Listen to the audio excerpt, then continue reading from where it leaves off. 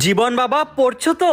জি বাবা পড়ছি। কালকে না তোমার পরীক্ষার সিলেবাস কতটুকু কমপ্লিট হলো? 50% সিলেবাস কমপ্লিট হয়ে গেছে বাবা। মাত্র 50%? পাস করার জন্য 50%ই যথেষ্ট। জীবন বাবা পড়ছো তো? জি বাবা পড়ছি। কালকে না তোমার পরীক্ষার সিলেবাস কতটুকু কমপ্লিট হলো? 80% সিলেবাস কমপ্লিট হয়ে গেছে বাবা, আর মাত্র 20% বাকি। তুমি একদমই টেনশন করো না, আমি এক্ষুনি কমপ্লিট করে ফেলবো। ওকে মাই সন।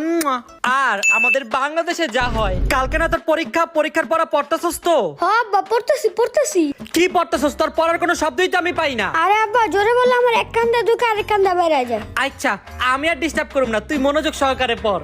ভাই গেছে নাকি? আল্লাহ পাচ্ছি। আজকে আমি যে কামটা করছি বইয়ের মধ্যে মোবাইল ঢুকাই দিছি।